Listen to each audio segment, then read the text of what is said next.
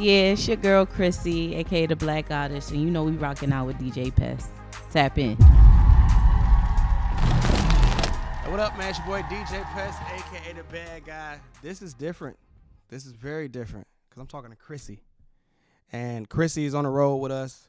And she at the same time she's doing a lot, but one thing I do see her doing is still trying to maintain her business. So I wanted to bring her on the platform just to basically flex, talk about it, you know what I'm saying, what to be on the lookout for, and etc. So, Chrissy, how you doing first? I'm good. I'm good. How are you? I'm good. This is fun. Yeah. This is very different. Very much that. Yeah. How did you get involved with the tour part? So I've actually been working with Scott since 2011. So when he started doing Dean's List Tour, I was one of the road managers for that. Then I had been working with the company since then, doing like shows, stage management and stuff.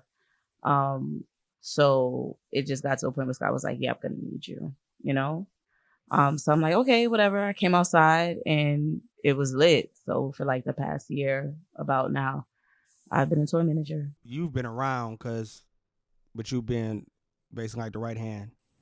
You've seen all these cities. Yeah. I know there's some new ones, but you know, you've seen the majority of them. Yeah. Favorite city? The one you're like, no, we're going back. I got to go back. So I have a biased one. My biased one is probably going to be Austin. I'd say Austin because we found Velvet Taco. I love Velvet Taco. What's happening, yo? Oh my God. And it's only in Texas, really. I feel like Texas and I don't know where else. No, yeah. So yeah, I love Velvet Taco. Taco is my favorite food. But outside of that, I really do like Phoenix. I went to art museum when we went out there in November at ASU, and that was like so enlightening just being in that space. And being in the whole art district was really great for me. Knowing you, I think you would really love Sedona. Yeah. Oh my, we've been talking about Sedona since I don't know since when, but we definitely plan on going when we go back out. Just like when we go back. Yeah, that's the plan. Sedona, you gonna love. I think everybody gonna love it. You know what I'm saying? Sedona's I'm talking about your brain can go from like really stressed out to completely clear. Zen, right? Because I heard it's like a vortex over there. Yeah. Yeah. So I'm trying to be in tune. I definitely want to hit Sedona. Trying my hardest not to go with y'all when y'all go. I think I need to hit the refresh button just one time before the summer really get started. Yeah. Okay. So while we're on this tour, when we're in the van, when we kind of got some downtime, I see you doing something, and I'm just gonna let you talk. I know what you're doing, but I'm gonna let you tell them what you're doing, what you into. Okay, so I've been crocheting on my meantime in between time on the road. I've gotten a few orders before we touched down, so I kind of planned around how to fulfill my orders while still working and being efficient in both at the same time. Yeah, I hopped in the van. I think by the time we got on the freeway leaving Phoenix, I'm like, yo, look at her. My mom does that. You know what I'm saying? And I found that's just dope because, like I said, my mom does it. When did you realize you were taught that young? Yeah. Like, how did you get into that? So my mom and my grandma always like crochet, so they kind of taught me like basic stitches and stuff like that. My mom makes like blankets and regular scarves, hats. But for me, I've always been into fashion. So I started off making a scarf one time. This was like a few years ago, and I was kind of like, this is boring. But then I kind of got to a point, I'll say 3 years ago, where I kind of was like, no, I really want to like do some real craziness with this. And I made my first bralette. And from there, it just started like morphing into like a whole bunch of crazy different designs. What was the first design? It was like, whoa, shit, this is dope, what I just made. I think the one that went the craziest, I made Cookie Monster. So I was born in 92. So I use a lot of my art references as like pop arts from cartoons that we used to watch. So like Rugrats, Pepper Ann, Blue's Clues, the whole nine. So funny thing, I was dealing with this girl at a time, and she made this joke and called me Cookie Monster, like, damn, Cookie Monster. And I heard Nicki Minaj in my head, like, eat it, Cookie Monster. And I just start seeing like the fringe and all of this. So I'm like grabbing all the colors, like, what does Cookie Monster look like? What are the eyes going to be? How is the fur going to come out? And what is he known for? Cookie. So I made a bralette. One side is a chocolate chip cookie. The other side is Cookie Monster's head. I need to see this. Yeah, I got you. Yeah, I need to see this. I got you. And then from there, I made an Elmo one. And it kind of just became a series from there, just a cartoon show. How long ago was this? Probably like 2 years now. Yeah. 2021, I did that. Yeah. With you being in a fashion and with you being in New York, is Fashion Week one of the things that you would want to have your business in? Or So funny thing, this Fashion Week that just passed, February, is when I did my first fashion show. So, so yeah, actually, yeah, it was a very big thing for me because when I started, I feel like getting the most heavy traffic for my business. I was living in Atlanta at the time. So to come back to New York, which is a fashion capital, and being like well known and respected here, well, in that space, it was an honor for me. It was something that was very important. So yeah, that was my first fashion show, New York Fashion Week. February. anybody wanting to purchase, buy, check out, where can they see you and your brand? So currently right now, I would say follow me on Instagram at _ the Black Goddess. I'm currently working on an Etsy.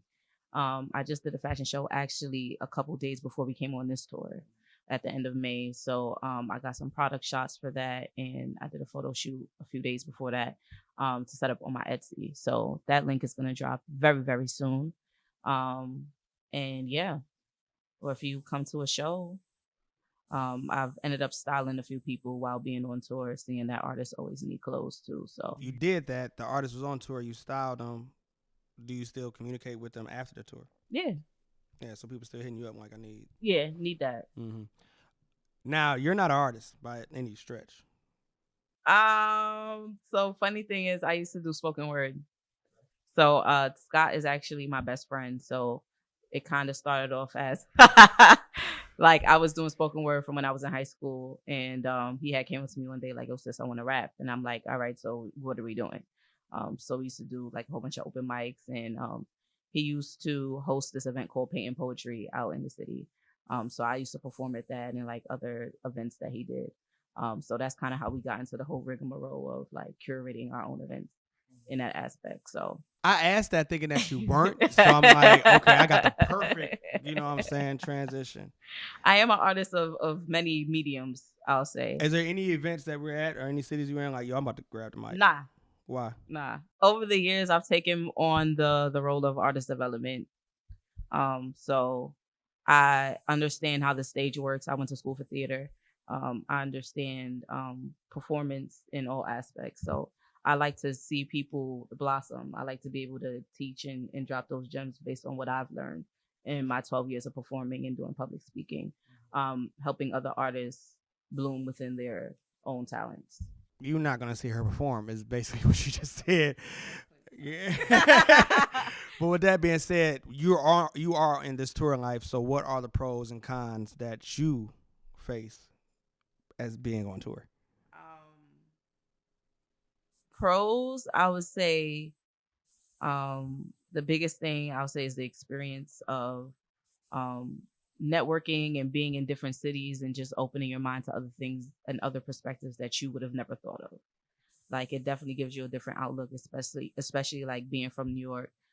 It's good sometimes to step out of the busyness of New York and the chaos and actually taking the time to like slow down and like assess what you're in and where you're moving, your trajectory, and the people that can be affected by your impact, you know?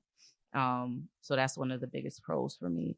Cons, I would probably say lack of sleep, but it kind of works almost in your favor because it pushes you even more. Yeah, because you don't have that much time in a day. Yeah. So I've learned that in 3 days. Like I just checked my phone and like, oh shit, I fucked that up. Yeah. I didn't respond back to that text message, so now I'm trying to learn like time management and stuff like that. Yeah. This is. How does that help or hurt your business? What you doing? Like, are you able to maintain? So being that I've done it for a while, I had to figure out what my balance was. But what I've realized is very important to keep your focus 100% on what you're doing at the time. So if I know that I have a show today, my main focus is that show and everything that I have to do for that show. But if I have downtime, then I know that I'm going to focus on crocheting and completing my orders during that moment.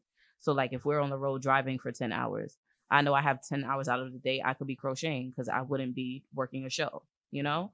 So it's really about creating a list of knowing what I have to do and then filling in the spaces in between throughout the week, you know? So if I know within a week I have to do laundry, I have to finish 2 orders and I have a show, it doesn't matter which order I get it done as long as I get it done.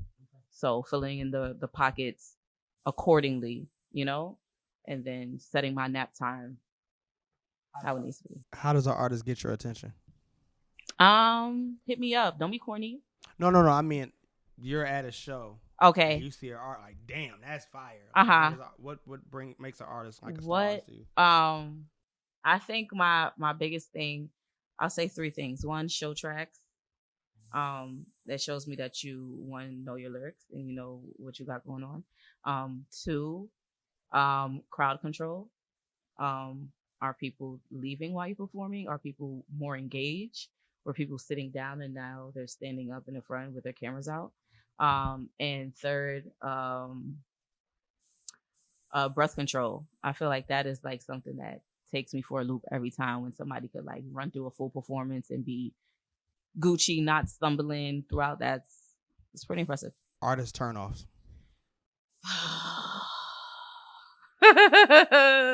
Artist turnoffs. I would say arrogance.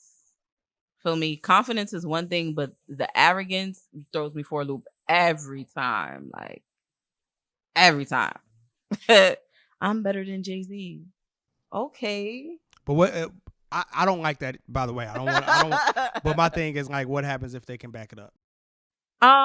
If you got the receipts, okay, I'm with that. I'm with it, you know. But it don't mean that I want to have a conversation with you. That's what it's feel all about. me. Yeah, I feel it's like, okay, you got the receipts. That's cute. Feel me. You're not paying my bills, so it really don't affect me. But have a good day. Stay blessed. I gotta go. Other than who you ride with, because I mean, I know this has created a family. Mm-hmm. Is there any artist where you're like, dang, I really hope they blow up, that you know by name, that you can just pull out your brain right now? Outside of like outside of the gang, like who you really saw and it's like, I maybe seen them twice, but it's like, dang, every time I come, I really wish the best for you. Mm-hmm.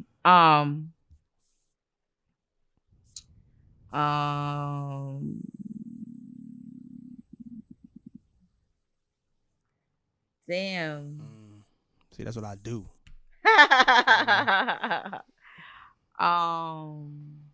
I'll say one that stood out to me throughout this time.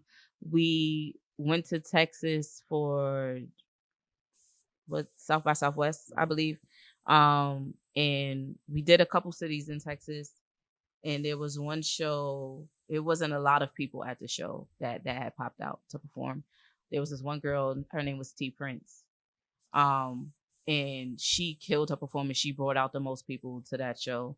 And I'm like, nah, we about to do another show. You need to be on that, you know? And she did what she had to do to pop out and perform and, you know, bring her people. And I'm like, that's what I like to see. Like, there was no level of discouragement or fear within her or her performance or what she had going on.